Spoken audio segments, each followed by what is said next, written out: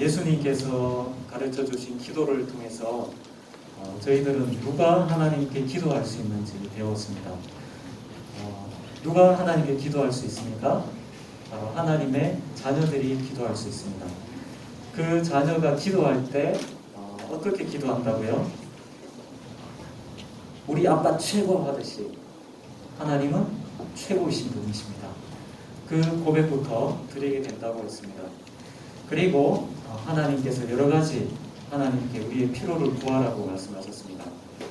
뿐만 아니라 예수님께서는 그러면 정말 너희들이 믿음으로 기도드리면 어떤 일이 일어날까 하시면서 하나님께서 응답하신다고 말씀하셨습니다.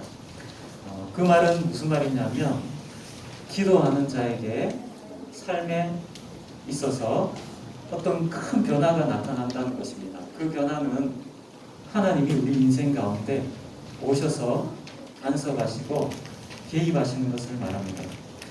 그래서 기도하는 하나님 백성에게는 반드시 하나님이 함께 하시는 증거가 있습니다. 여러분들은 하나님께서 여러분 마음속에 기도하고 싶은 마음을 주셔서 기도하게 될 때 하나님이 우리를 찾아오시는 것을 경험하게 될 것입니다. 제가 예전에 본 영상 중에서 전사님 보기 참 감동적인 영상이 있었어요. 어떤 아기가 태어났는데 너무 잘생겼어요, 아기가. 그런데 이 아기가 태어나면서부터 듣지 못하는 거예요. 듣지 못하는 아이가 있었습니다. 네, 청각장애가 있었습니다. 그런데 이 아이가 아마 돌이 되기 전인 것 같아요. 어린데 이 아이가 귀 수술을 하게 됐습니다. 우리가 소리를 들으려면 이 귀 안에 이 와우라고 하는 기관이 있다고 그래요. 와우, 몰랐다. 네, 그 와우도 있고 귀 속에 있는 와우도 있습니다.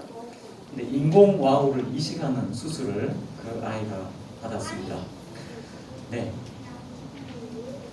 그래서 수술이 끝나고 이 깐난아기가 아주 너무 잘생겼어요. 예쁘게 생겨서 처음으로 엄마 품에 안기게 됐습니다.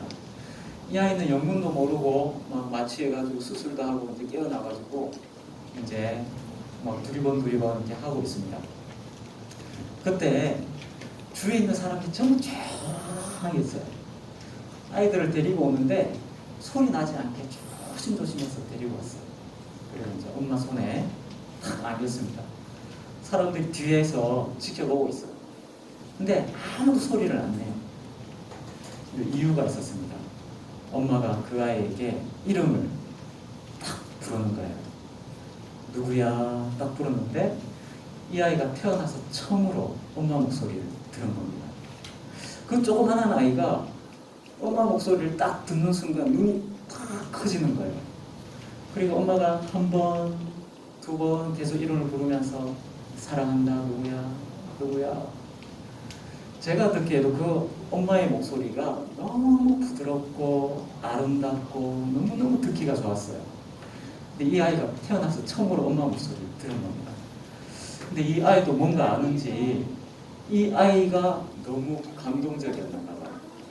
이 아이가 갑자기 막 눈물이 막 글썽글썽 하는 거예요. 글썽글썽 하는 거예요. 그래서 이 엄마가 자기 목소리를 처음 듣고 감동하는 이 아이를 보고 품에 탁 안아가지고 사랑한다고 얘기를 계속 해주는 거예요. 여러분, 우리는 사실 태어나면서부터 전부 다 청각장애인으로 태어납니다. 그리고 앞을 보지 못하는 시각장애인으로 태어납니다. 우리는 하나님의 목소리를 듣지 못하고 하나님이 살아계신 것을 보지 못하고 태어납니다. 또 우리는 태어나면서부터 지금까지 영양실조에 걸려있는 사람과 같습니다. 살 빼야 된다고요? 어떤 영양실조인가요? 하나님의 사랑에 대해서 영양실조에 걸려 있습니다. 우리는 하나님의 사랑을 마음껏 먹어야 되는데 하나님이 나를 정말 사랑하시는지 경험하지 못하고 그 사랑을 먹지 못하고 내 힘으로 다른 거 주워 먹으면서 살아가고 있어서 믿음의 눈으로 보면 전부 다 앙상하게 메말라 있습니다. 네, 흙탕물을 먹어서. 그런데 우리가 아까 그 아이처럼 엄마의 목소리를 처음 들었던 그 아이처럼 하나님의 음성을 듣게 되면 어떤 일이 일어날까요? 여러분, 진실로요.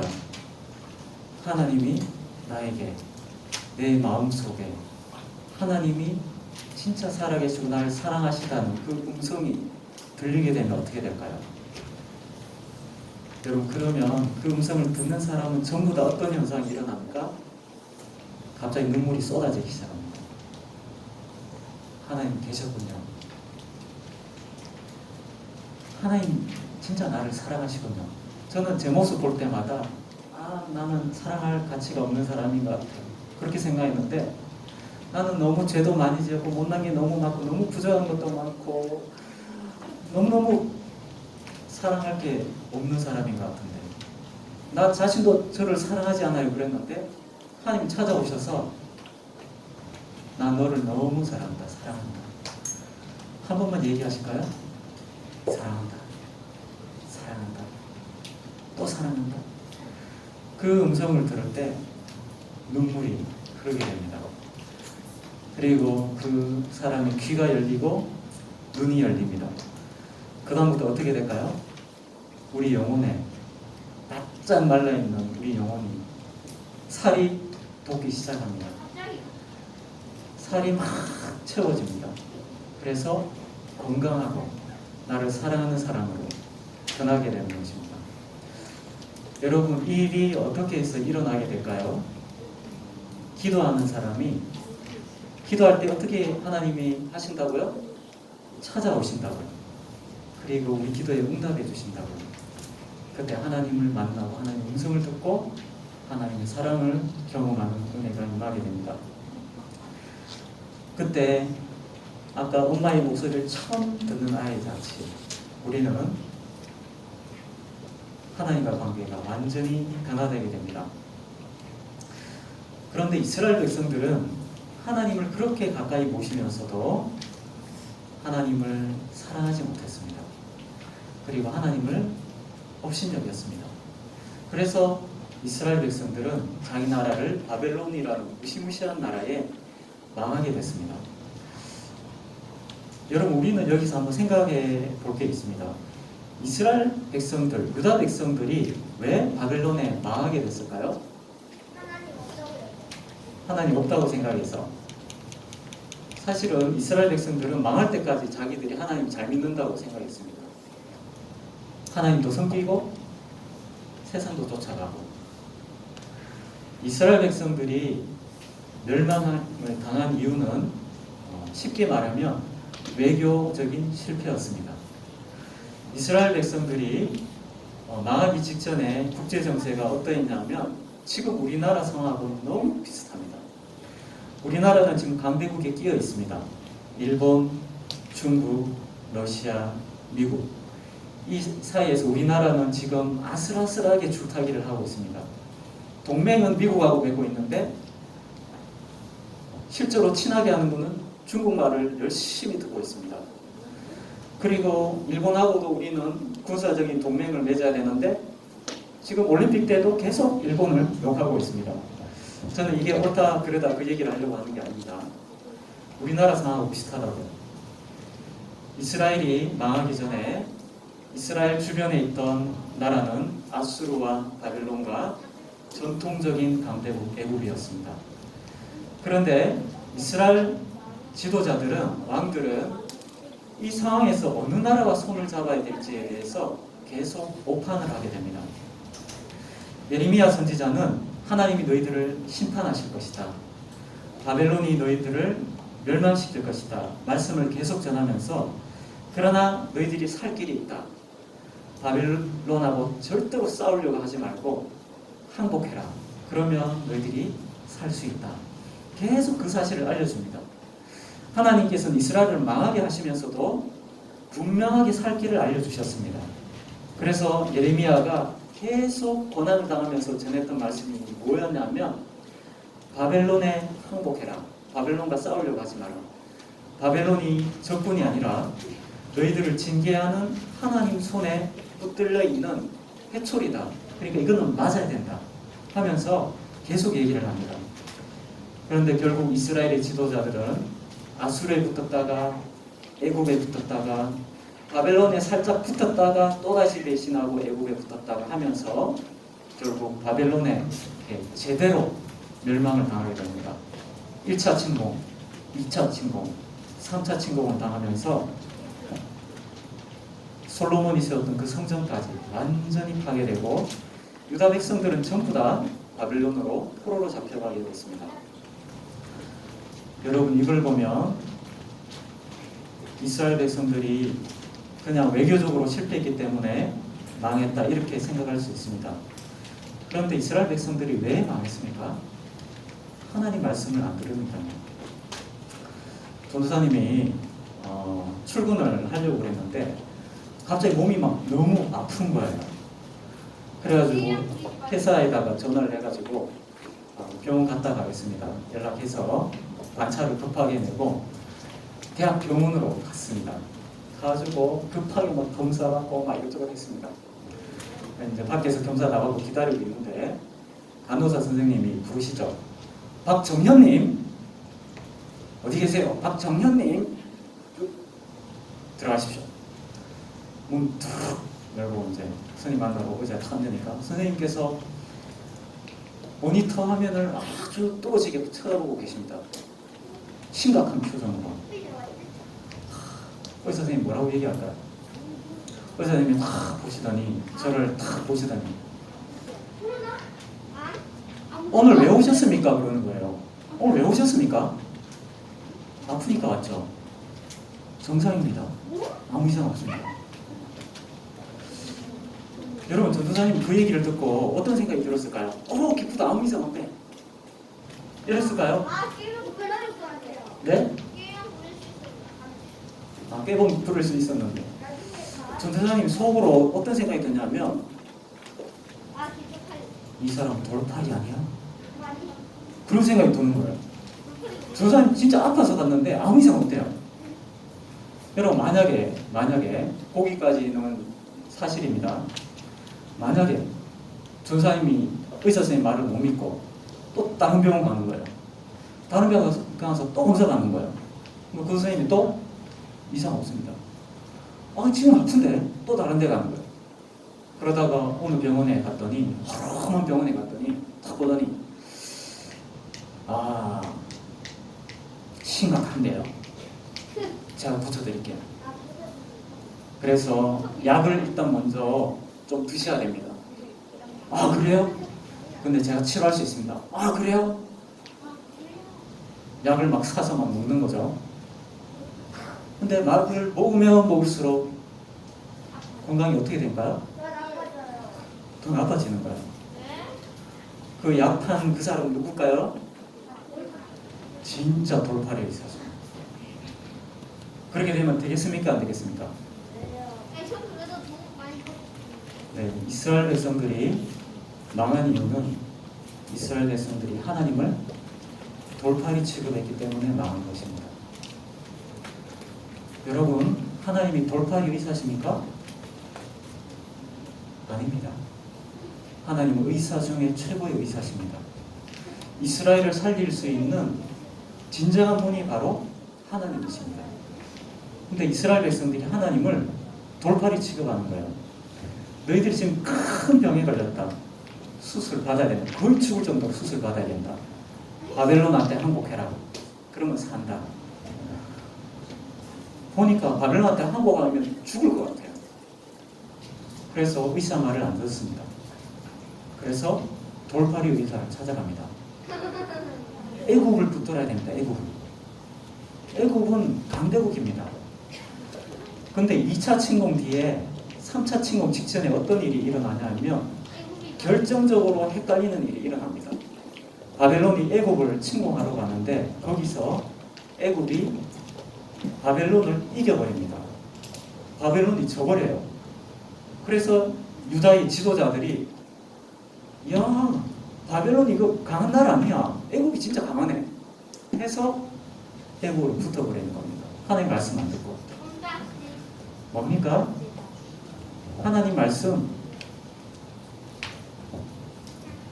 안 믿는 거예요. 그래서 결국은 망하게 된 것입니다. 그래서 이스라엘 백성들은 바벨론에서 온갖 고생을 다 하게 됩니다. 그리고 난 다음에 어떤 일이 일어나냐면 하나님께서는 예레미야 전에 이사야 선지자 때 이미 말씀하셨습니다. 내가 바벨론으로 너희들을 완전히 수술할 거다. 그리고 70년이 지나면 수술이 끝날 거다. 70년 뒤에 내가 고레스라는 왕을 내가 세워서 너희들 돌아와서 성전을 다시 짓게 할 것이다. 그래서 하나님의 은혜가 다시 임하도록 내가 회복시켜 줄 것이다. 그렇게 얘기합니다. 그때는 아직 고레스가 태어나지도 않았어요. 고레스는 바벨론 왕도 아니고 바벨론을 무너뜨리는 페르시아의 왕입니다. 하나님께서 그렇게 얘기하셨습니다. 그리고 실제로 그런 일이 일어나게 됩니다. 포로된 이스라엘 백성들이 돌아와서 가장 먼저 한 일은 성전을 짓는 것입니다. 근데 성전 짓는데 아주 어려움이 많았어요. 근데 그 일을 결국은 해내게 됩니다. 그것을 한 사람이 바로 스룹바벨입니다. 그런데 이것만 한다고 해서 하나님의 은혜가 회복되는 게 아닙니다. 이스라엘 백성들이 하나님의 말씀을 알아야 됐습니다. 그래서 많은 백성들에게 하나님의 말씀을 가르쳐주는 사람이 필요했습니다. 그 사람이 바로 에스라였습니다. 에스라가 이스라엘 백성들에게 말씀을 가르쳤습니다. 이제 준비가 다 된 것 같았죠. 그런데 문제가 있었습니다. 이스라엘의 대적들이 이 일을 시기했기 때문에 계속 공격했습니다. 그래서 이스라엘 백성들이 모이지를 못하는 거예요. 그래서 아무 힘을 쓰지 못하고 있었습니다. 그래서 필요한 것이 예루살렘의 성벽이 필요했습니다. 과연 이게 가능할까요? 이 대적을 물리치고 어떻게 성벽을 지을 수가 있을까요? 그게 바로 오늘 말씀입니다. 느헤미야라는 사람은 오늘날로 치면 어떤 사람이냐면 우리나라 사람 미국에 이민을 갔다고 합시다. 근데 그의 후손이 태어났어요.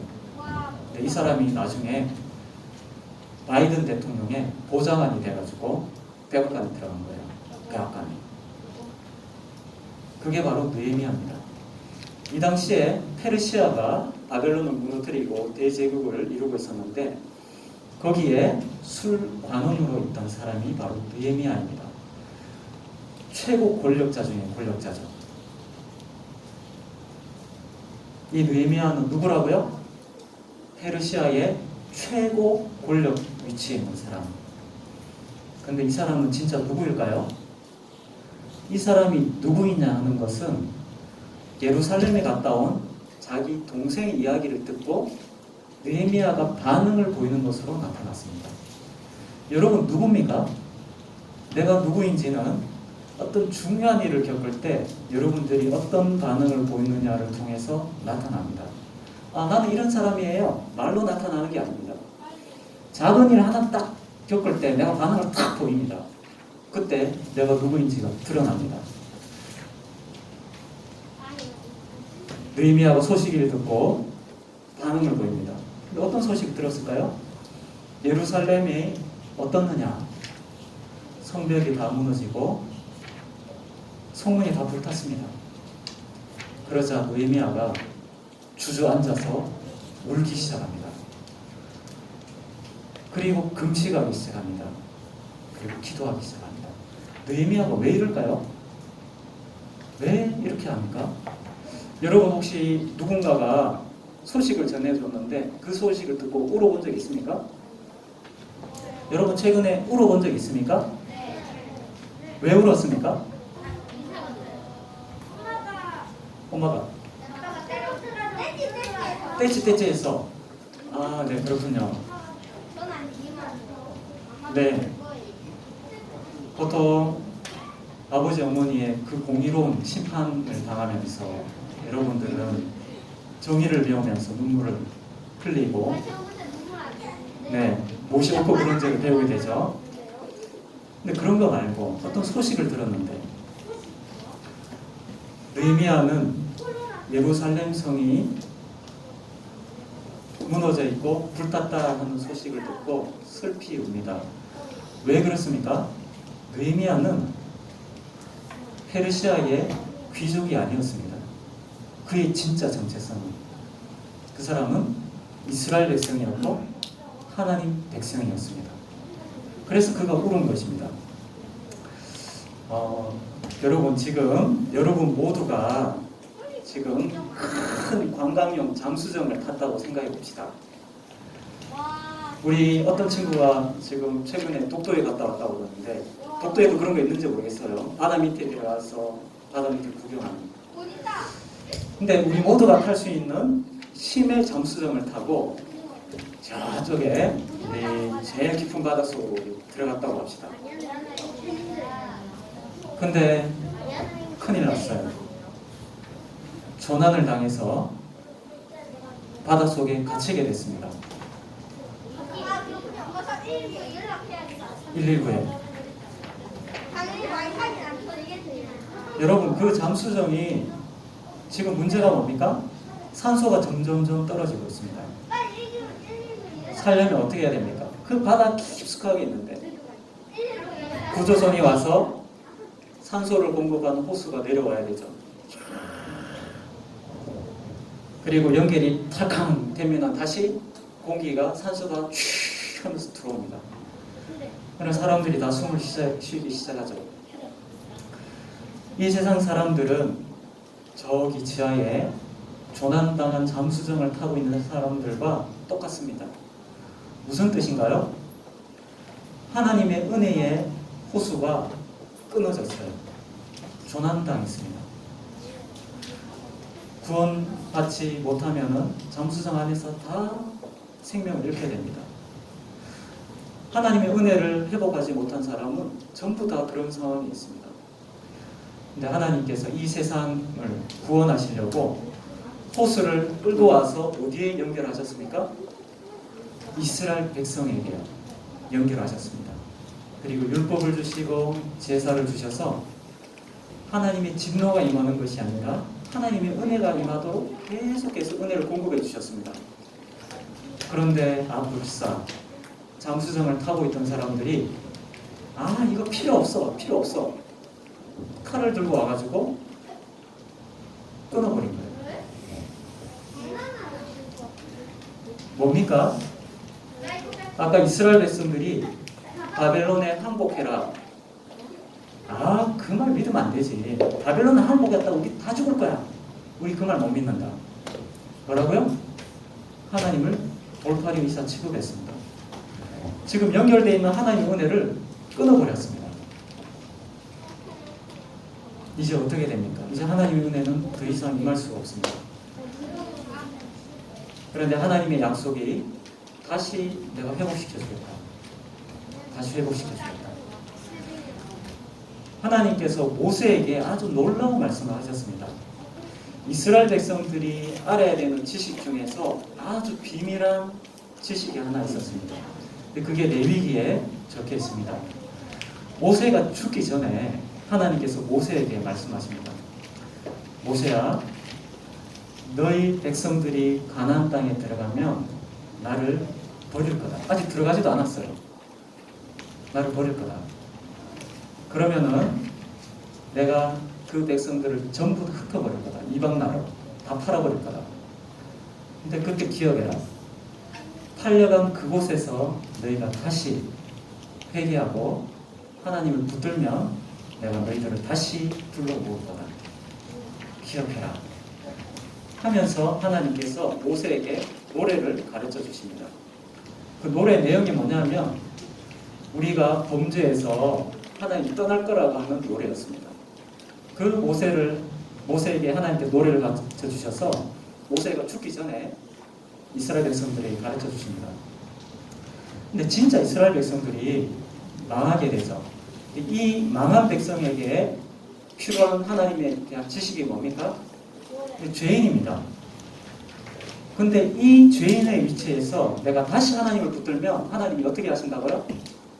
다시 회복시켜 주신다고요. 그래서 이 신앙이 어디에 나타나냐면 느헤미야가 나타나기 전에 에스라가 먼저 도착했었죠. 에스라가 말씀을 가르쳐 주기 위해서 예루살렘에 도착했는데 성전은 지어져 있는데 하나님 말씀 없이 이스라엘이 망했을 때의 모습하고 똑같이 살아갑니다. 이방인들하고 결혼하고 이방의 풍습을 따라가고 전혀 하나님 말씀대로 살지 않습니다. 그 소식을 귀족 중에 몇 명이 에스라를 찾아가서 얘기해 줍니다. 선생님, 실은 지금 우리 예루살렘에 있는 사람이 이런 상태입니다. 이 얘기를 듣고 그 먼 길을 왔던 에스라가 너무 기가 막혀가지고 지금 겨우겨우 호수를 다시 연결시켜 놨는데 지금 이 백성들이 또 호수를 또 자르고 있네요. 큰일 났구나. 그래서 에스라가 아무것도 못하고 너무 절망한 나머지 멍하게 이렇게 앉아 있습니다. 근데 그때 이스라엘 백성들 중에 어떤 사람이 몇몇 사람이 와서 이렇게 얘기합니다. 선생님, 우리에게 아직 소망이 있습니다. 절망하지 마십시오. 이렇게 얘기합니다. 그 사람이 왜 이렇게 얘기했냐면 율법의 말씀을 가지고 하나님이 우리가 범죄한 가운데서도 다시 죄를 돌이키고 하나님 붙들면은 하나님 은혜를 주신다고 했습니다. 우리가 결혼한 이방인 아내들 다 내보내겠습니다. 이방인들 사이에서 낳았던 우리 자녀들 다 내보내겠습니다. 우리 새로 시작하겠습니다. 그러면 하나님께서 다시 기회를 주실 것입니다. 소망이 있습니다. 그렇게 얘기를 하는 것입니다. 그래서 에스라가 이 얘기를 듣고 다시 시작합니다. 그래서 호수를 다시 연결시켜 놓은 것이죠. 그런데 느헤미야가 들었는데 호수가 동작을 제대로 안 하는 거예요. 계속 공격을 받고 있었어. 그래서 이 얘기를 듣고 슬퍼한 것입니다. 느헤미야는 이때부터 기도하기 시작하면서 하나님이 함께 해주셔서 결국은 이 성벽을 완공하게 됩니다. 근데 그 비결이 무엇이냐면 느헤미야가 이렇게 말합니다. 하나님의 손이 나와 함께 했기 때문이다. 이렇게 얘기합니다. 그 비결이 뭐냐면 느헤미야가 기도를 한 것입니다. 근데 어떻게 기도했을까요? 여기서 오늘 느헤미야의 기도를 통해서 우리가 배우려고 하는 게 무엇이냐면 어떻게 할 때 하나님께서 우리의 기도에 응답하시느냐 하는 것입니다. 여러분 기도 많이 하는데 하나님 전혀 반응 없으시던데 그렇게 생각하는 사람도 있을지 모르겠습니다. 그런데 기도에 응답을 받는 비결이 있습니다. 그 비결이 뭘까요? 하나님의 뜻대로 기도하는 것입니다. 느헤미야가 그 소식을 들었을 때 마음속에 하나님이 어떤 강렬한 마음을 주셨습니다. 내가 성벽을 재건했으면 좋겠다.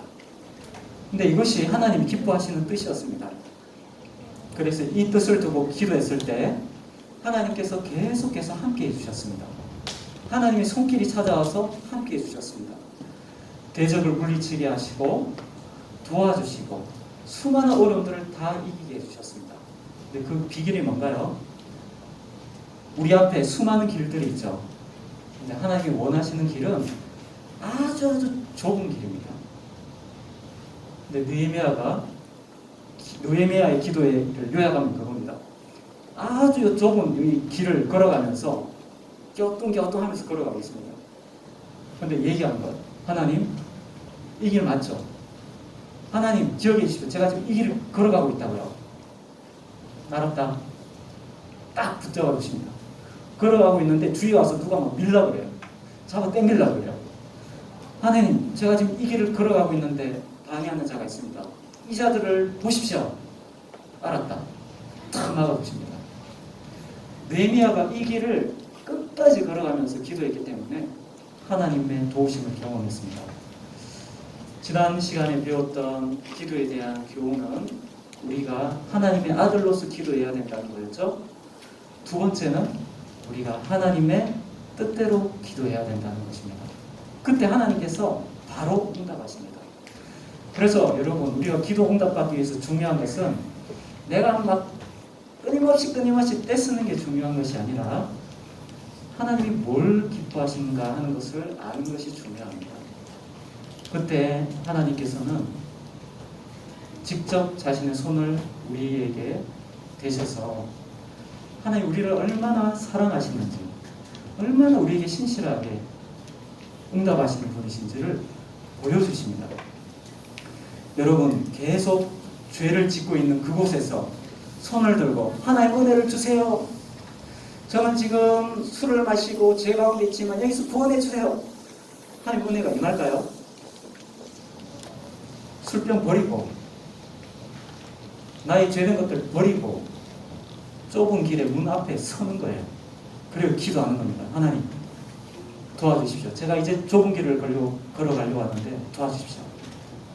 그러면 하나님이 응답하십니다.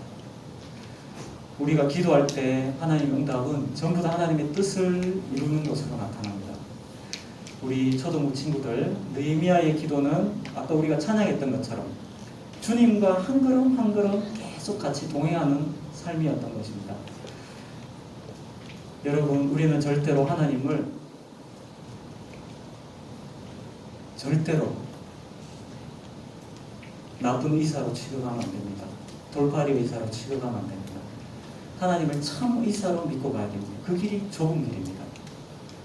여러분 그렇게 하실 수 있습니까? 두 길 중에 하나라고요. 하나님을 돌팔이로 취급하는지 하나님을 참 의사로 믿든지. 우리가 참 의사로 믿고 하나님 말씀 따라갈 때 하나님 우리에게 응답해 주실 것입니다. 여러분 모두가 그런 좁은 길 가는 친구들, 그래서 하나님의 손길을 경험하고 하나님의 사랑을 경험하고 우리의 눈과 귀가 열려서 하나님의 살아계심과 하나님의 은혜를 경험하는 우리 친구들이 다 되기를 바랍니다. 제가 기도드리겠습니다. 하나님 아버지 감사합니다. 저희들에게 하나님이 우리에게 어떤 기도를 하기를 원하시는지 알려주셔서 감사합니다. 하나님 이제는 우리가 하나님께 기도할 때에 내가 구하는 것이 하나님 보시기에 어떤 것인지 생각할 수 있게 하여 주시고 내가 원하는 것이 있더라도 하나님이 더 좋은 뜻을 가지고 있다면 그것을 붙들 수 있는 믿음을 허락해 주시기를 원합니다. 그래서 우리가 하나님의 도우심과 하나님의 뜻이 우리 삶 가운데 이루어지는 것을 경험하게 하여 주시고 하나님이 정말 우리를 사랑하시는 것을 경험할 수 있도록 은혜를 베풀어 주시옵소서. 예수님의 이름으로 기도하옵나이다.